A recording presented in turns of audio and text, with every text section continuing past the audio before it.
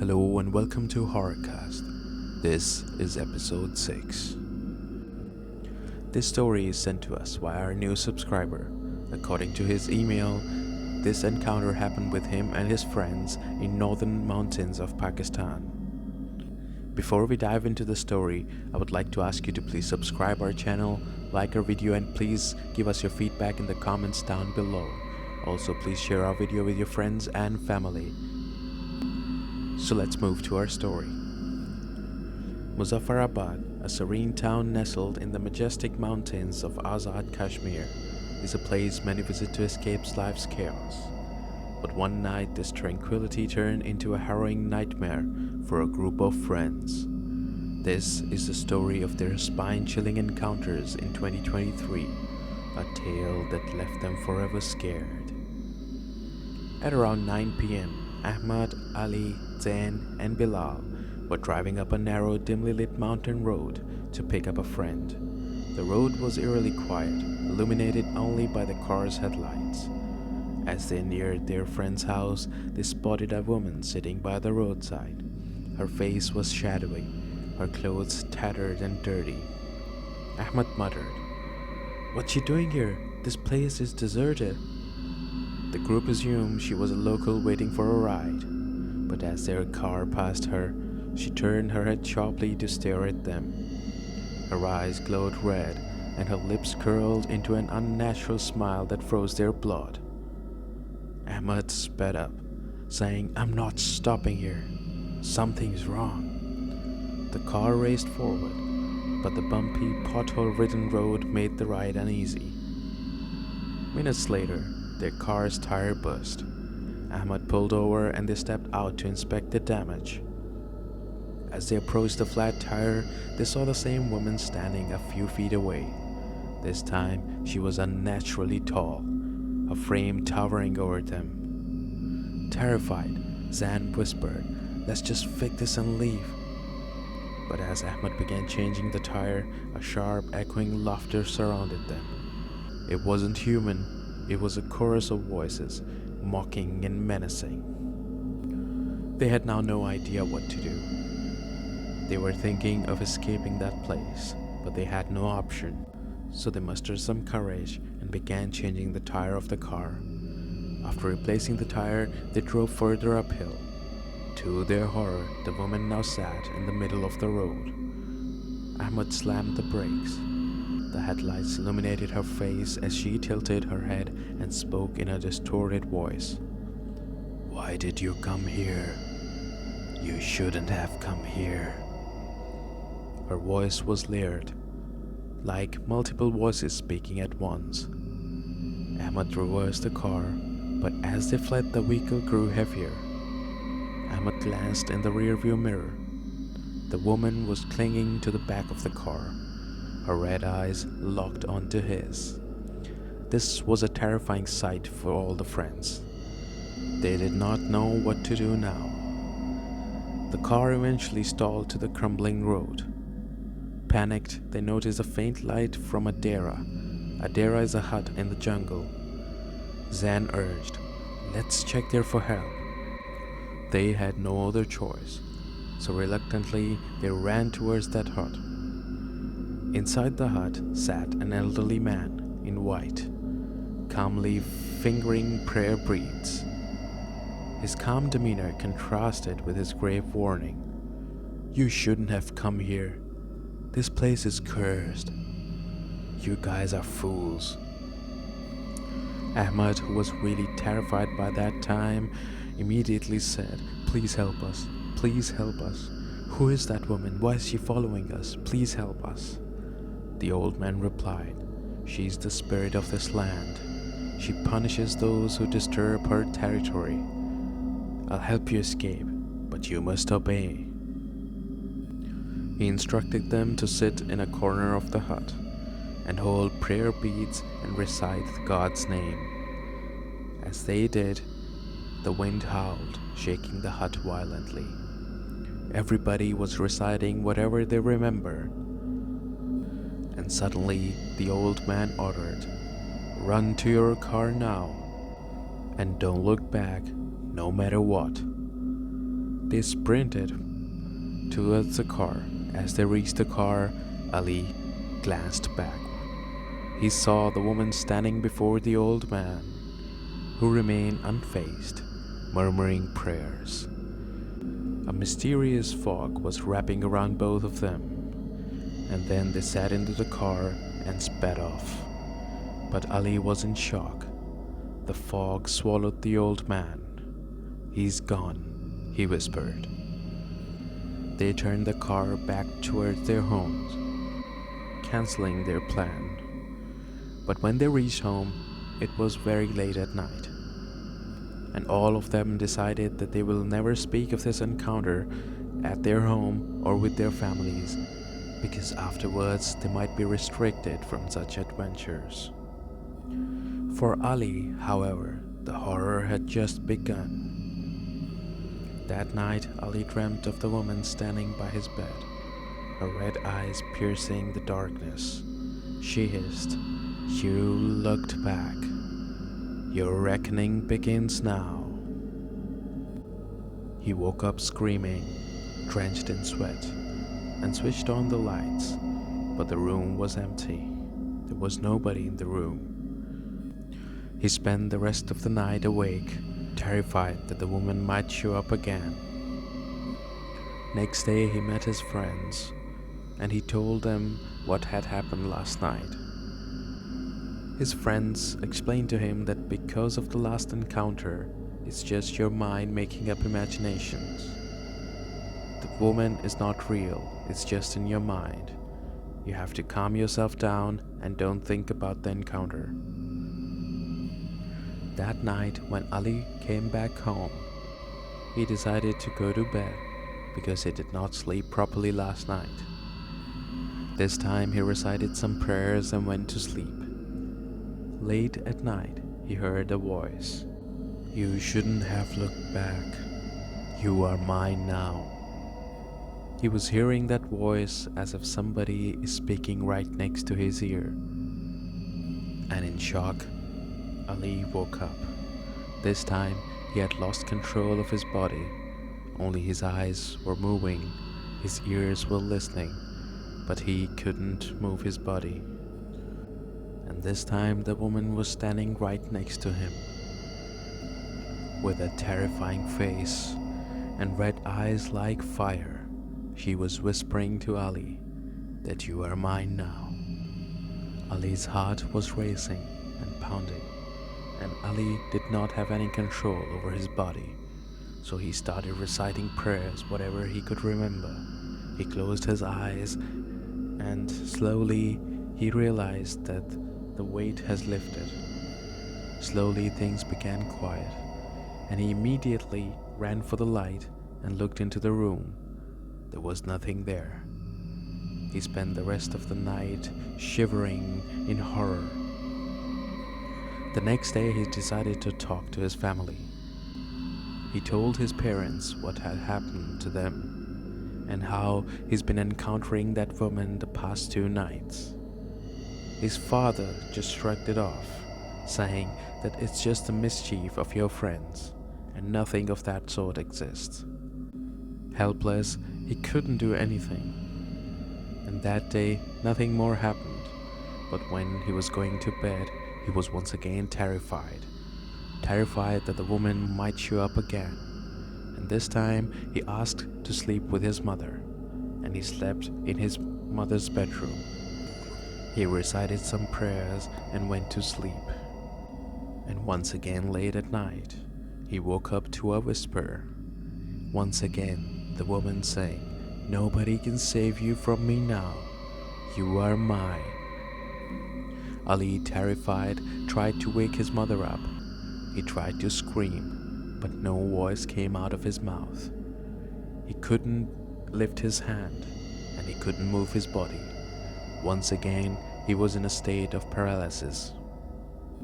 And once again, the woman was now standing very close to him. With her horror face and a creepy smile, she was looking terrified. Ali thought that this is his last night. He was terrified and he tried to recite some prayers, but he couldn't remember anything. So he closed his eyes and took God's name and tried to recite whatever he could. And once again, slowly, the burden lifted, and he felt a little bit at ease. As soon as he opened back his eyes, he saw that the whole room was empty and there was nothing there. So he immediately ran for his mother and woke his mother up and told her what had just happened right now. He explained to her the whole story, and his mother also got terrified, and both of them then spent the night awake, terrified of those horrors. Now, Ali's health was also deteriorating. His face turned sallow, and he isolated himself from his friends and from his family. Ahmad finally confronted him one day. He called Ali and asked where he had been and what had happened to him. Ali confessed everything and explained Ahmad everything. Ali's mother also talked to Ahmad and showed her concern. Ahmad sought help from a spiritual healer. He took Ali to the spiritual healer in his village. The healer examined Ali and declared, "A spirit has latched onto you.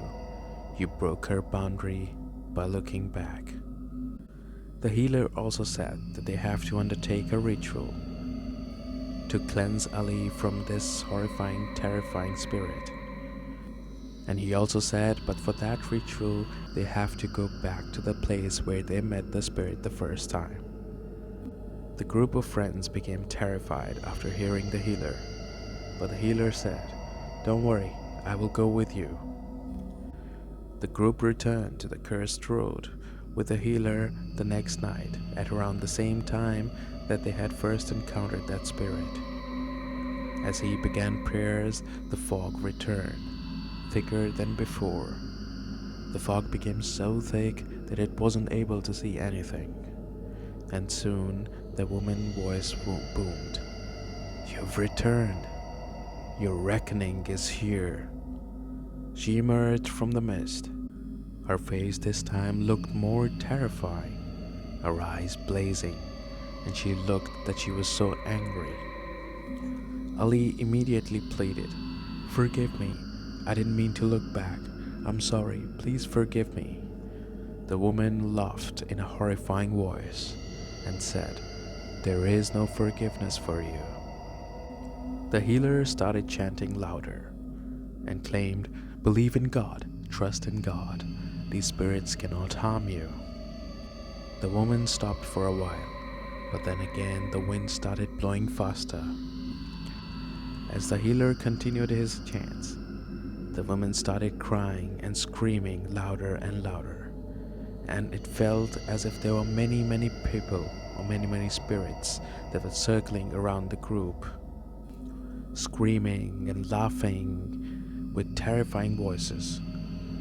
Ahmad and Ali both thought that this was their last night. The healer continued to chant louder and louder, and after a while they heard a loud scream of a woman. This was really terrifying. Their hearts were pounding as they were completely terrorized, their bodies shaking. But right after that scream, everything became calm and normal. Now there was no wind and there was no mist. Everything came to a halt. The healer said, "We have to hurry up and get out of this place. It's not safe for long." So they immediately sat into their car and headed back home. When they reached back home, it was quite late at night. The group of friends and the healer together performed prayers. And after the prayer, the healer once again sat and underwent a ritual on Ali. But this time they could not see any woman or hear any voice. Everything was absolutely normal. And the healer, after completing the ritual, gave Ali a pendant and said to him that keep this pendant always on you. Although that spirit is now gone and she wouldn't haunt you again, but still this pendant will protect you.